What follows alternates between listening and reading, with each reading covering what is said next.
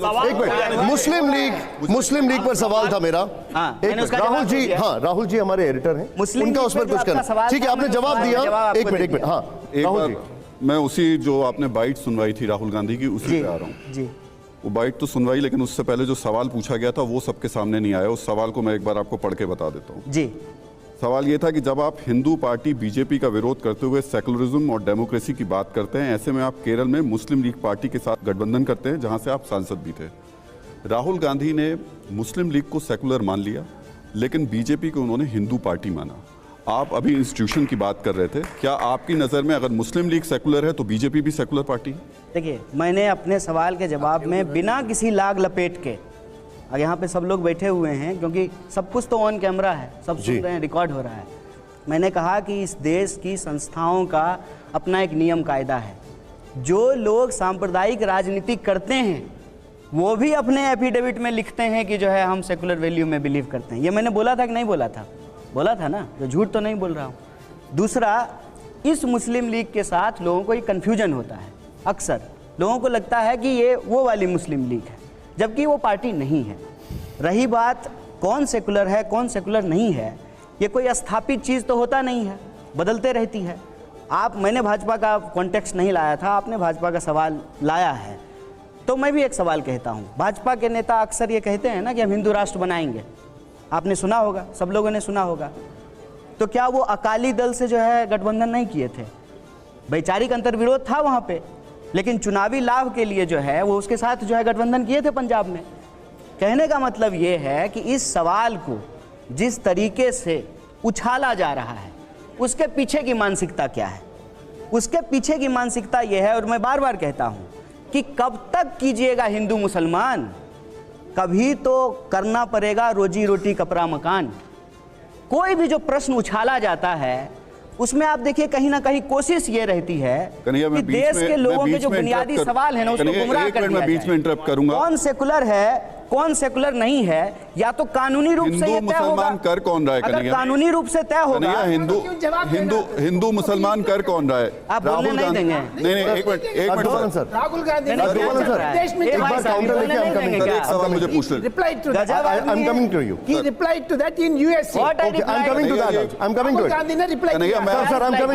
करना है। राजगोपालन सर, मैं आपके पास आ रहा हूँ। क्वेश्चन आप हम नहीं तय करेंगे और आप राहुल गांधी कहा दिया तय करेंगे। राहुल सिन्हा जी, कन्हैया जी, एक मिनट, राहुल सिन्हा जी का काउंटर है, वो सुन लीजिए। अगर आप हिंदू मुसलमान, ठीक है, पूछिए। हिंदू मुसलमान कह रहे हैं, राजगोपालन सर प्लीज,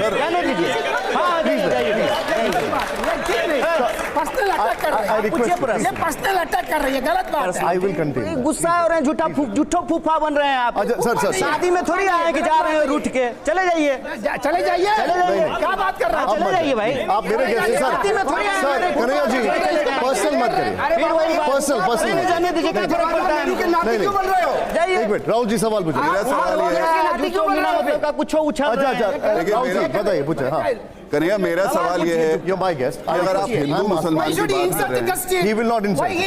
No, मैंने उनसे बोला नहीं सर, पर्सनल मत करिए सर, पर्सनल मत करिए। अरे वो फूफा बिना मतलब का बन रहे हैं ना, बेटी का ब्याह हो रहा है। अच्छा एक मिनट, बिना मतलब Rajagopalan sir, ask your question, go ahead.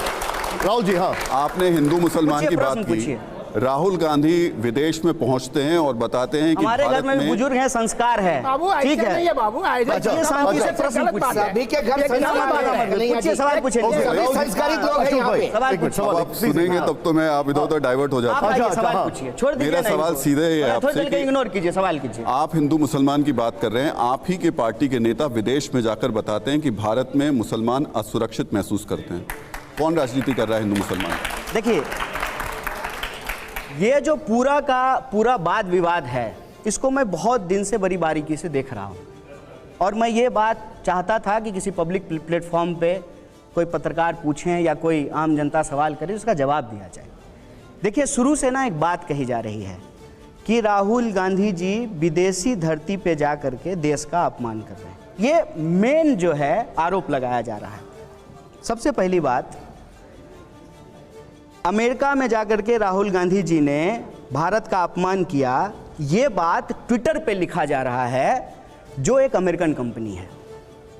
जो आप यहाँ आते हैं, दिल्ली में कहीं भी देश में जाते हैं, तो जो गूगल मैप यूज करते हैं, सुनिएगा ध्यान से सर, ये बहुत इंपॉर्टेंट बात है। गूगल मैप इस्तेमाल करते हैं तो गूगल अमेरिकन कंपनी है, जिस फेसबुक पे लिख रहे हैं अमेरिकन कंपनी है, जिस व्हाट्सएप पे ये मैसेज चल रहा है वो अमेरिकन कंपनी है। इंटरनेट के इस ज़माने में आज जो बात यहाँ रिकॉर्ड हो रही है, कल को अगर TV9 डाल देगा यूट्यूब पे, सारे चैनल का सारे चैनल जितने टीवी चैनल हैं सबका अकाउंट जो है यूट्यूब चैनल पे है। कोई भी बात आप हम करते हैं वो जब इंटरनेट पे डल जाती है तो वो ग्लोबल हो जाती है। तो अगर हम देश को लेकर के सवाल दिल्ली में पूछें या न्यूयॉर्क में पूछें, इंटरनेट के जमाने में अब मैं बीच में रोकूंगा पूरा वो